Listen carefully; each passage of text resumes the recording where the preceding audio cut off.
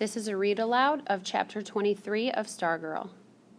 Those were the best times when we were alone together out of school. We took long walks around town and into the desert to her enchanted place. We sat on park benches and people watched.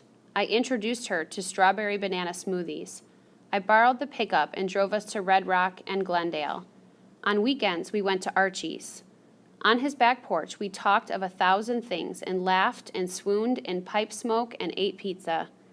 She presented her oratorical contest speech to Signor Saguaro. We never spoke of the shunning. I loved weekends, but Mondays always followed Sundays, and the shunning, it was clear now, had come to me. It was less absolute for me than for her, but it was there. I saw it in the eyes that shifted away from mine, the shoulders that turned, the chatter that seemed less loud around me now than before. I fought it. I tested its limits. In the courtyard between classes, in the lunchroom, I called out to others just to see if they would respond. When someone turned and nodded, I felt grateful. If someone spoke to me, especially if I had not spoken first, I wanted to cry.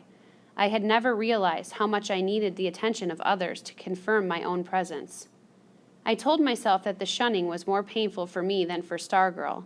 I told myself that she was too busy being herself to notice that she was being ignored. And in fact, she continued to give birthday people a ukulele serenade and to decorate her desk and to distribute assorted kindnesses. I told myself that even if she did notice, she wouldn't care. I understood why this was happening to me. In the eyes of the student body, she was part of my identity. I was her boyfriend. I was Mr. Stargirl. Students said things, not to me, not directly, but tuned for me to overhear, even as they pretended I was nowhere near. They said she was a self-centered spotlight hogger. They said she thought she was some kind of saint. I cringed at that. And that she was better than the rest of us. They said she wanted everyone else to feel guilty for not being as nice and wonderful as she was. They said she was a phony. Most of all, they said she was the reason why the Mica Electrons were not soon to become Arizona state basketball champions. Kevin had been right. When she started cheering for other teams, she did something bad to her own team. To see one of their own priming the opposition did something to the team's morale that hours of practice could not overcome. And the last straw, everyone seemed to agree, was the Sun Valley game when Stargirl rushed across the court to aid Kovac, the Sun Valley star. All of this was affirmed by our own star, Ardsley himself, who said that when he saw a Mica cheerleader giving comfort to the enemy, the heart went out of him. She was why they lost the next game so miserably to Red Rock. They hated her for it, and they would never forgive. Unlike Stargirl, I was aware of the constant anger of our schoolmates, seething like snakes under a porch.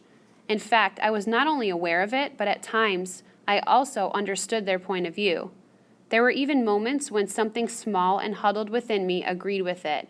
But then I would see her smile and take a swan dive into her eyes, and that bad moment would be gone. I saw, I heard, I understood, I suffered. But whose sake was I suffering for? I kept thinking of Signor Saguaro's question, whose affection do you value more, hers or the other's? I became angry. I resented having to choose. I refused to choose. I imagined my life without her and without them, and I didn't like it either way. I pretended it would not always be like this. In the magical moonlight of my bed at night, I pretended she would become more like them, and they would become more like her, and in the end, I would have it all. Then she did something that made pretending impossible.